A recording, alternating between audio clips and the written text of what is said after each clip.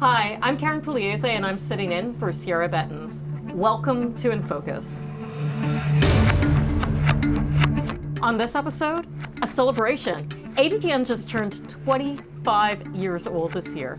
From humble beginnings, a country-wide network of reporters who've won just about every journalism award in Canada. We've been in your communities and in your homes, both in person and electronically. So what's an anniversary without a party, right? That's what we're doing today. And here are some guests, some of them who have been here since the lights came on. In Ottawa, I've got Dan David, the father of APTN News, and a news elder to many of us, who passed through APTN over the years. It all started back with him in 2000. Todd Lamirande was one of the original reporters, I should say VJ, on the ground for APTN News. He got a start in British Columbia, and many of you watched him as a host for about a decade on News and Investigates. He's now the executive director here in Eastern Canada. And in Winnipeg, we're joined by Bruce Spence. He's also been here since the start. He was the first senior producer of News, and Charmaine Straker started out working in our studio crew. She's now the show producer in Winnipeg and responsible for getting you your daily news 6 days a week. I don't know how she sleeps, but she always looks good. Hey guys, welcome. Hey. Oh, thank you. Welcome. So I'm so happy that we're able to do this and celebrate 25 years on the air. And I just want to start actually, Bruce and Dan, maybe with you, Dan. Tell us about how APTN News started. In chaos, in complete chaos. Nothing worked, and they were predicting a 90% meltdown of everything, and somehow we pulled it all together. Well, I remember this because I remember coming into the bureau. The first show had actually gone to air, and I have no idea how that even happened, because I came in and there was like this editing machine with all these wires hanging out of it. It looked like some animal with its throat torn out. It probably was. Literally was in pieces on the ground. And I was told we had to mail tapes into Winnipeg because we didn't have any way to get stuff that we taped here to there. Well, that was one of the big problems. You know, when I came in and I came back from South Africa, I got hired in this job, and they hired me because I had an idea on how to solve that problem. How do you get tape from Halifax or Vancouver or Toronto and get it to a central newsroom? And it was really looking for somebody that we could piggyback with. And so we had to piggyback with an established network, and that was CTV. We were lucky. We were really lucky that we were able to get that partnership going right off the bat. Otherwise, we would have been literally, putting news tapes onto airplanes or trains or whatever. That's what I had to do when I first started in Vancouver. You did? Yes. So my deadline wasn't the news deadline. My deadline was the FedEx deadline. Wow. So I'd quickly write up a paper script, and I was working at my aunt's a house when I first moved to Vancouver. And once I got a paper edit ready, I got the tapes, and we used SP tapes, or at least I did back in the day. Yeah. Put them in a FedEx box, jumped in the car, and rushed down to make the FedEx deadline, because it was around 3:15 Pacific time. I remember this, 3:50 Pacific. I had to make that deadline, so you get the tapes sent back to Winnipeg, and they assembled the story there. So there was no way to do daily news back in those days. Yeah, it was just impossible. I remember this too, because you had to do your script on paper, so you'd look through the camera, and you would get the time codes through the camera and write down the time codes and give the direction to the editor. And we had an option though, because we had a CTV building close to us, but sometimes Bruce used to tell us, let's save the company a few bucks and mail it in. So we had to go down to the end of the Spark Street Mall where there was a post office, and we had some deadline. How are things even happening in Winnipeg, Bruce? Well, that's because we were the world headquarters of APTN National News. We had a lot of help. We had a pretty tight studio crew that was able to grab this stuff and put it all together. And the rest of us, like the reporters and VJs, spent some time in this boot camp that Dan had put together.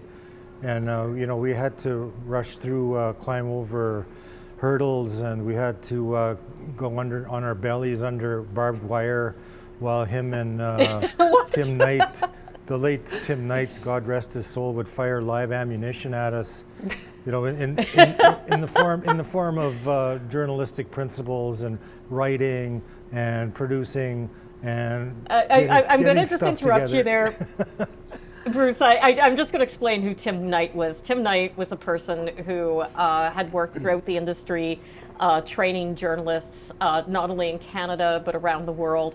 And Dan was lucky enough to bring him in to work with the first crew. So that's what you're describing there. I just thought people might not know who Tim Knight is. Please go ahead. Yeah, before we went to air, and before we were mailing tapes around, and what do they call that? The Pony Express and the Moccasin Telegraph.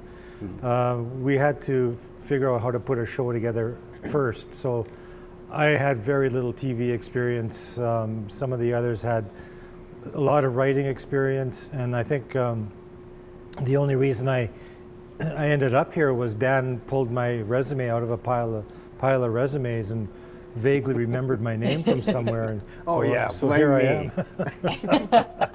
What were you doing before you came to APTN? What was your last job just before you my came? goodness. He worked with me. What? That? We worked together.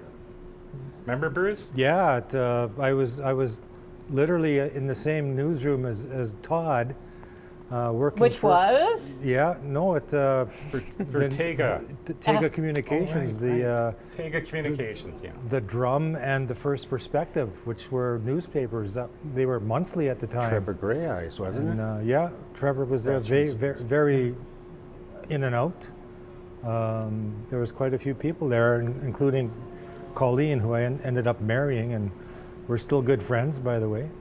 But yeah, I was there, and Dan came and saw me. Dan and Tim, and a month later, I was upstairs in the old building with 10 or 12 other people. The only one of that group that's left now is Ken Welsh, who is our first technical director. That's right, yeah. It was so hard to even get a stable job in news as an Indigenous person. Like it's not like now, because now there's a lot of newsrooms that want to snap you up. It's not always easy to keep the jobs in the newsroom, because sometimes you kind of struggle just trying to get your stories out. But I remember, just a bunch of us sitting around doing other things, and Dan kind of finding us in all these corners and bringing us in. That was the great part, just finding a whole bunch of people who had sometimes never worked in television before and training them and then throwing them into the deep end of the pool and seeing what happens. And sometimes magic, most of the time, not so much, but it was great. It was great to learn I remember that well, because I was hired, and I remember you calling me out of the blue. I worked at the Manitoba Métis Federation at that time. You offered me a job. I was headhunted, and I turned you down. Yeah. And I didn't want to work in television. So I consulted with Bruce, because he'd been there a few months, and the second time around you called, and I accepted the offer, and I came over to APTN News. And I was there as a writer-researcher, though really hadn't defined what that was, because within that first week I was told to go do a television story. I didn't want to work in television, but here I am being sent out to do a television story. I'll never forget it. It was about these two guys who stood in a ditch just waving at passing cars. Oh, yeah. It was I remember a first that story. station. Bruce, I can't remember the first station. Brokenhead? It was Brokenhead, yeah. It was Brokenhead, Yeah. and that's what they did. They were developmentally challenged, and all day that's all they did was wave at the cars. And if you drive through Brokenhead now, they're long gone. They passed away, both these brothers. There's a gas station there called Wavers, Oh, really? and it's named after these two guys. No Cool. way. Oh, that's so sweet. And like, I would be one of those great stories, because probably everybody traveling on the train saw these guys coming out and didn't know who they were, and you Yeah, gave it them was- their moment of Oh, fame, for sure. right? It was Like- on a popular route to one of the beaches on Lake Yeah, it's Winnipeg.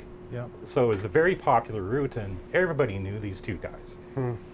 Well, I want to bring Charmaine into the conversation, our studio person. Now, I know, Charmaine, I think by the time you came on, we'd settled some of the problems about mailing tapes and getting hope. studio together.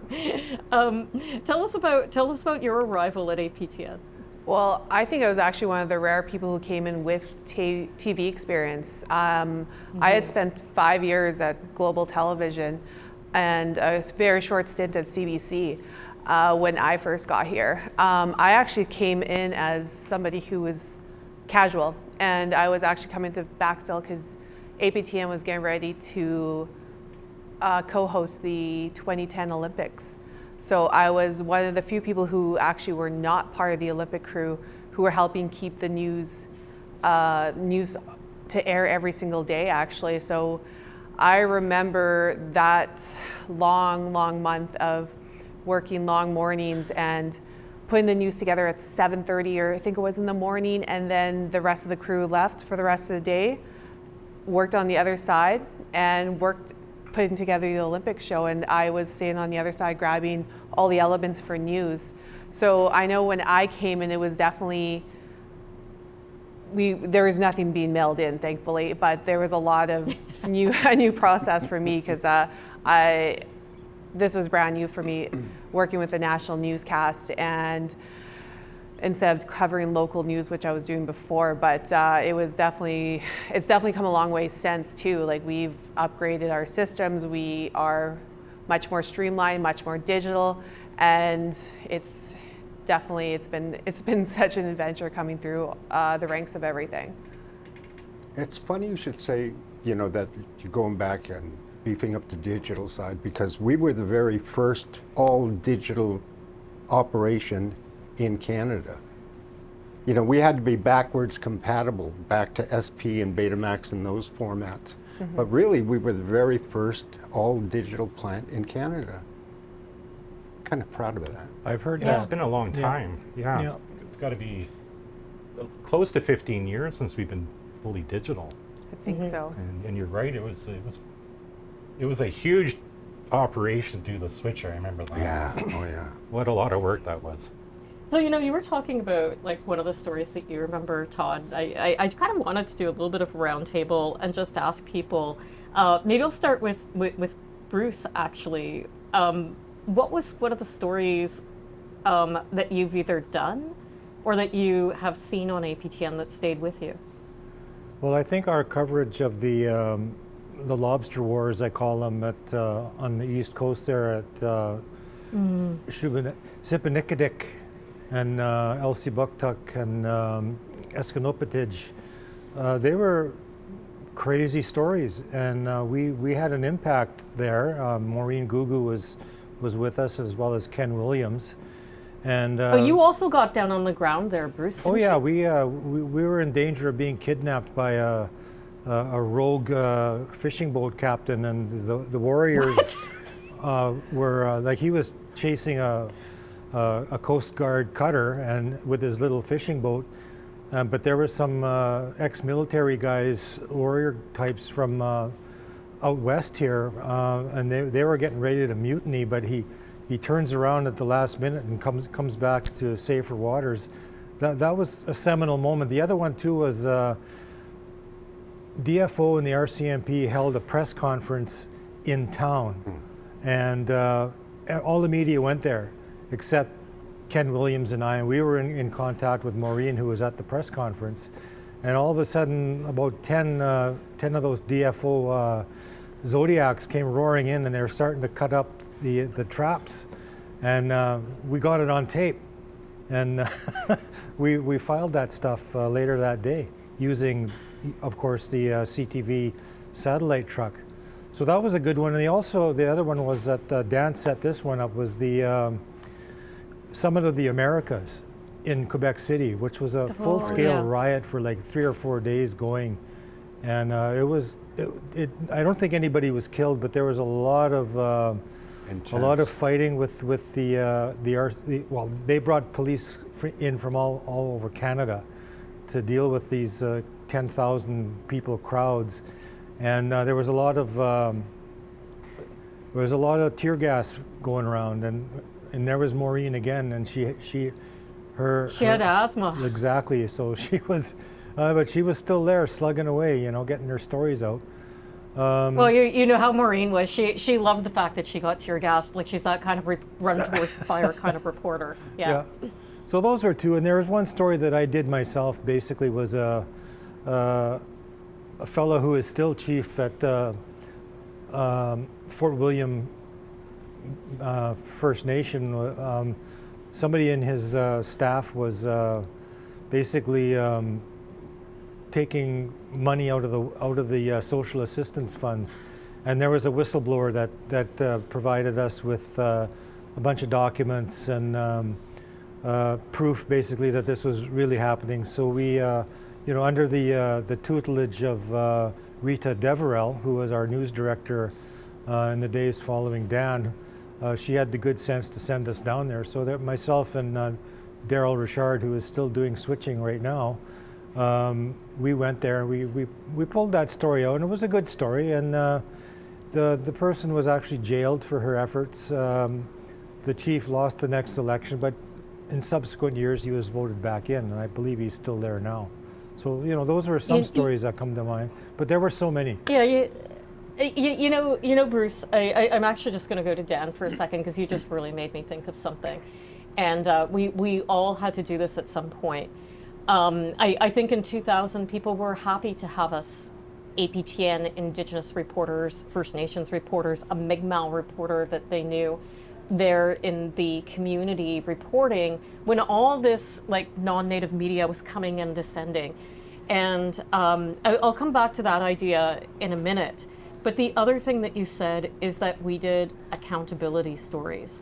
And as I recall, one of the very first stories I did, it was an accountability story, and I was basically just saying, it was one of those stories that we see all the time, where a natural resource is going to get exploited, the community gets split, and they get divided into at least two groups. Yeah. And the chief and council that were moving ahead would not talk to me, but I went ahead and talked to the people who were protesting and blocking logging trucks. And after filing that story, the chief wrote in and said, "Fire that girl. How dare she come into my community without my permission and talk to my people?" I don't know if you remember that, Dan. Oh, no. I didn't know. I didn't know what There were so many things like that. I literally did not know, because that was I think I'd just been here for 4 weeks, and I didn't know, is this going to be a real newsroom? Am I allowed to do those kind of stories? And what you said, you don't remember, so I'll remind you because it stayed with me, was you said, "I think we're going to get this a lot." And I wouldn't ask the mayor's permission to speak to people in Ottawa, so I'm not going to ask the chief's permission when people in that community tell me there's a story of public interest. So you encouraged us to hold our own people accountable. Well, I remember I got a call from Bruce. Bruce calls up. I'm upstairs on the 3rd floor. He's in the newsroom down on the ground floor, and he says, "Dan, you got to come down here right now." So I have no idea. I go down there, and I arrive and there's this guy, one of Phil Fontaine's henchmen, one of his guys who's also on the board of APTN. And he's in there and he's telling people, "I want you to do this story. I want you to do that story." And he's telling people, that he's trying to instruct the reporters. And I grabbed him by the arm and I took him outside and I said, "Don't you ever come into the newsroom unless you're with the other board members, part of an official tour. Our job was to protect you guys, give you the resources, the money, the time that you needed to be able to produce stories, and to protect you, to protect the integrity of the news, because we needed it. All of us, all Indigenous peoples had to have independent journalism. Yeah, it continues to be, I think, an issue. A lot of people who try to start up news on a reserve or in a community, sometimes they're financially dependent on the band in order to fund the work that they're doing, and so they feel restricted, or they're dependent on businesses on the reserve, and so there's some things that they feel more or less comfortable covering. But we had a unique I guess business arrangement where we didn't get government funding. We were finally independent. We were finally independent. We got money through cable subscriber fees and commercials. Yeah. And so we had that grace. Charmaine, I want to ask you, and now you're doing editorial, you're show producer. What story has impacted you or stayed with you over the years? I was thinking about that when you first asked Bruce, and just because I worked from the studio crew technical side, working as associate director, and I actually got a chance to go back to my home reserve, which is Barons River First Nation in Manitoba, and I got to go up with a reporter, and we were doing a story about somebody had passed away there, and the name is escaping me right now, but they had fundraised to bring her headstone back to the community. And I was really surprised they asked me to go as a camera person, and it was really impactful just because going back to where my family is from and seeing how much it meant to all the community members for this to be coming back, and just seeing how everyone was excited that, okay, this is finally happening. Now we can have this person laid to rest properly. So that was one thing that's really always kind of stuck out with me, and being able to actually go out with the reporter. I believe it was Natanis Pipop when she was here with us many years ago, and just getting reaction from the community and everyone else, and being with the person's friends about how important it was to be able to bring back and put her name to the whole situation. And another one, like I've been behind the scenes a lot for many stories coming in, and to see a live feed of what was going on in Standing Rock, just seeing everything that was happening there was a big one. Seeing Dennis Ward's coverage and everything that was happening there being fed back. And then also another one that really stuck out to me was receiving the news about the unmarked graves being discovered.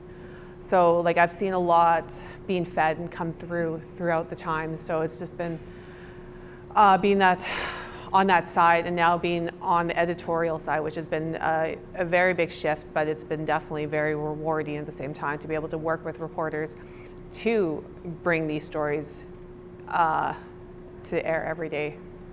So I'm sure there's so many more I could add to the list, but right now those are the main ones that kind of stuck out for me. Yeah, I remember, Dennis too, being out there, I think with Jared, I think was the shooter at Standing Rock. No, that Damien. was the Dakota. Oh, it's Damien, Yes, there we go. Damien. Dakota Access Pipeline, right, that they were building at the time, and big protests against it. But I was actually watching what was happening because a lot of people were Facebook Living it, which was something that wasn't there in the beginning for sure. No. And I remember seeing this one scene where they were running by, and I think the cops were like using pepper spray or something. And I was like, oh my God, I think I just saw Dennis and his cameraman get pepper sprayed. Oh yeah, they got pepper and sprayed. they did. And there was rubber bullets flying by too, just like seeing everything that was happening. Like I know there was a few people who went down as well, but just to see what they went through, what they experienced. And Dennis and I were just talking about this not long ago, and it's the 10-year anniversary is coming up soon too. So it's something that has flown by since then. I can't believe it's been 10 years. And just to see everything that they experienced on their end. Well, it's your job now to assign people, Charmaine, and I know right now we've got wildfires going on. I know there's been some big emotional stories about missing and murdered Indigenous women in Winnipeg, and so now that you're in the role of assigning reporters, you've got some responsibility for their mental health and their physical health and safety as well. What do you think about when you send people out on these assignments? I'm definitely very aware of that. I do try to break everything up depending on who the reporter is. I know it's a little bit harder when we only have one person covering an entire province. So I do try to break them up with the lighthearted stories. So if someone's covering something a little bit heavier, I'm like, okay, let's try breaking this up and let's get to that story you've been working on for a while and you've kind of put off just because it's not as time sensitive as a wildfire MMIWG. So I do work with them. I like to contact the reporters and just check in and see how they're doing. So that's a really big thing for me, is just to be able to check in and make sure everyone's handling everything okay, and that we're making sure we get all the broad spectrum of all the reports and out there. So just, yeah, it's definitely been a very big challenge, but I do hope that I am able to help them out in that sense too, because I know when last year when T.R. Wheatley was covering for the trial of Jeremy Sabitsky, that was a lot for her, because she was going every single day. Basically, as soon as everything was done, I'm like, you're going on vacation. You're not going to think about news. You're going to go enjoy yourself. And that's what she did. So that's definitely in my thoughts every single day whenever trying to cover stories, and especially in those magnitudes that hit home for a lot of people, because you just never know what's going to happen. So yeah, it's always something I'm definitely thinking about for people.